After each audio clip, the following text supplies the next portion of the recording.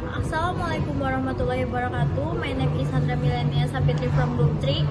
Today I would like to explain about semantic definition.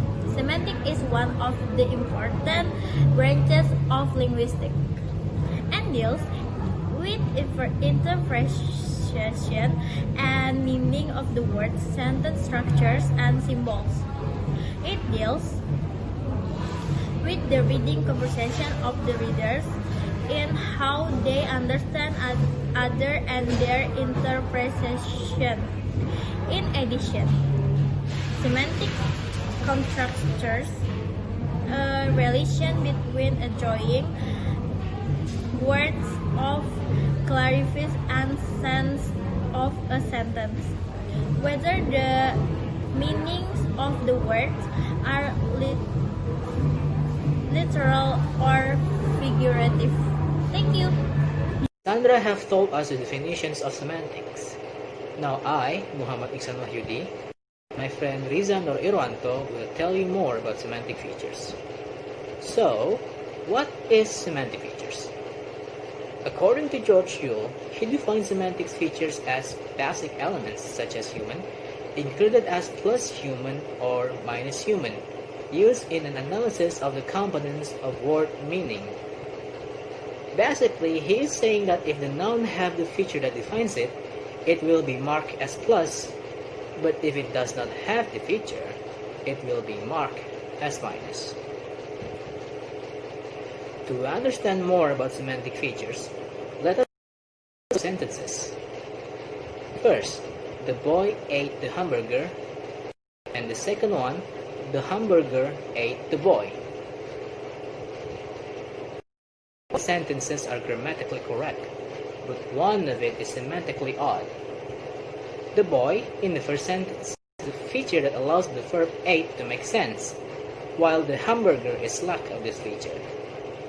The kind of noun that can be the subject of ate must be an entity that is capable of eating, and that is the feature that hamburger doesn't have. For further explanations and examples, I'll give it to my friend Riza. Thank you, Iksan Wahyudi. Now my turn to explain the semantic features example. Let's see the example. The boy ate hamburger versus the hamburger ate the boy. This sentence is syntactically good but semantically odd. Since the sentence the boy ate the hamburger is perfectly acceptable, we may be able to identify the source and the problem of the components of the conceptual learning. Hamburger must be significantly different from those of noun boy, thereby preventing one and not the other from being used as subject of the verb ate. The kind of noun that can be subject of the verb ate must denote an entity that is capable of eating the noun hamburger. This property and the noun boy does and the noun and so we use what you'll see. Basically saying here, if the boy can't eat hamburger but the hamburger cannot eat the boy, then there must be something different between a hamburger and a boy. Of course we know that there is, but he's attempting to look at this difference with semantic features. Now, what are semantic features? You will define semantic features as a basic elements such as human included of plus human or minus humans. In analysis of the components of word meaning, so you see how marks a semantic feature. If the noun has the feature, it gets plus, and if it doesn't have that feature, it is minus feature. In case the hamburger and the subjects are lacking certain features, but they must have in order to make sense as the subject of these particular verbs. Direct object could also lack semantic features that would allow for them to serve as direct object of particular verbs. Let's see the next example. The children walked the dolphin. It doesn't make a lot of sense, right? Yes, because a dolphin doesn't have legs. Of course, it lacks some kind of semantic feature that would allow it to be walked.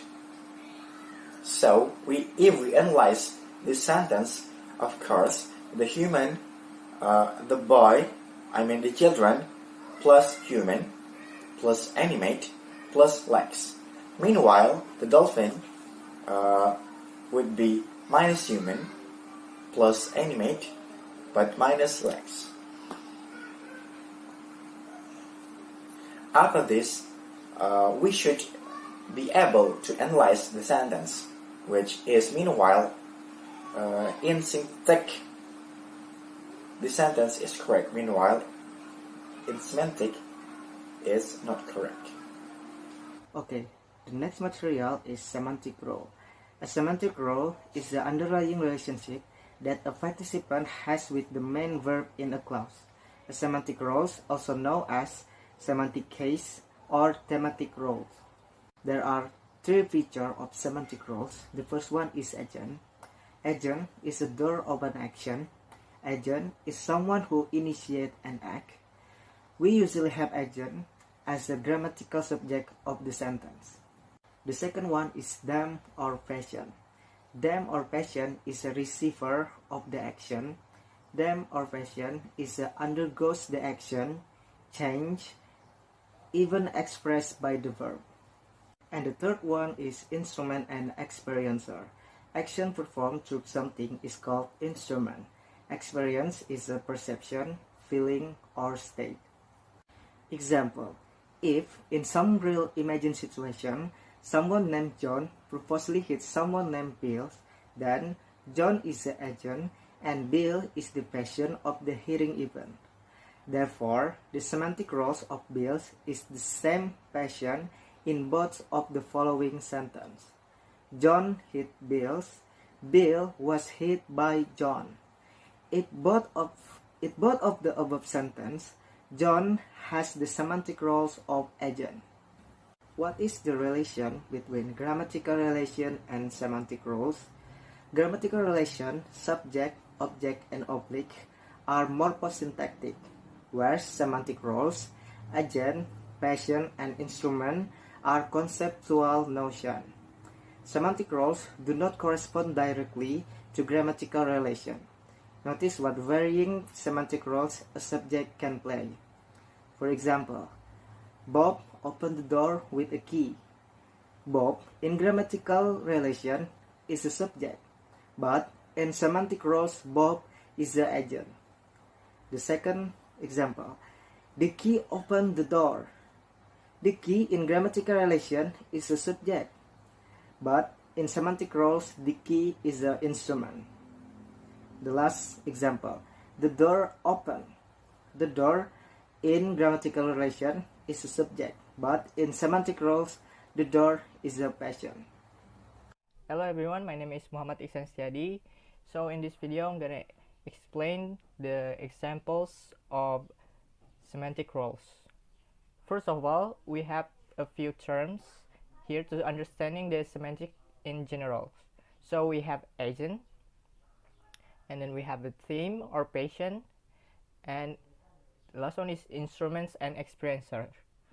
So these are the few basic terms and to understand the semantic roles. So the first one is agent. Agent is the doer of an action. Like in traditional grammar, we say subject, but in semantic roles, we say the doer or the initiator is called the agent. So the examples of agent is first is boy plays cricket.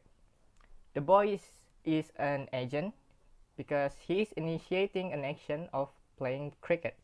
Okay, and then the second example is John opened the door of the car and got into it. So John an agent because he is performing an action or initiating an action. And the next example is cat was drinking milk. Cat also was an agent. So an agent could be a human or non-human. Okay, next is the theme or patient. Theme is receiver of the action. In traditional grammar, we call it object, but in advanced or in semantic roles, we call a theme or patient. Okay, so the example of theme or patient is the first one: the boy kicked the ball. So the ball is the patient. And the second example is the wind blew the ball away. So non-human entity can also be the theme or patient. And last, the dog cocked the ball. The ball is a theme because it received the action. So as you can see, all of this, the ball was a theme or a patient. They are receiving the action performed by a different agent, like a boy, wind, and the dog. So it's like an object in structural grammar, but in the semantic roles we call it theme or patient. Okay.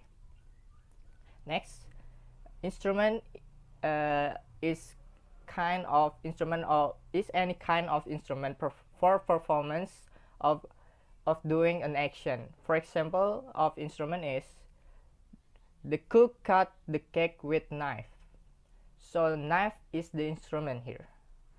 The next example is she used a crayon to scribble a note.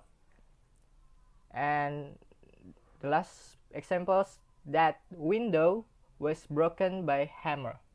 So hammer is instrument. So instrument is the tool that used by performance or agent to doing an action. Okay, and then the last one is experiencer. Experiencer is who experiencing the feeling, perception, or state.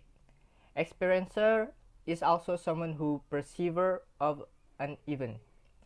So for the example, the first one is Maria saw the fireworks. Maria here is the experiencer. She is someone who's seeing the fireworks. She's not an agent because the act of seeing is expressed. She was experiencing to see the fireworks. Okay, and then next one, James felt threatened. He is James. He is an experiencer, not an action, because he's not initiating the action of feeling threatened. He just receiving the feeling of being threatened. So that's all for the explanation of example semantic roles. Thank you for watching. Wassalamualaikum warahmatullahi wabarakatuh.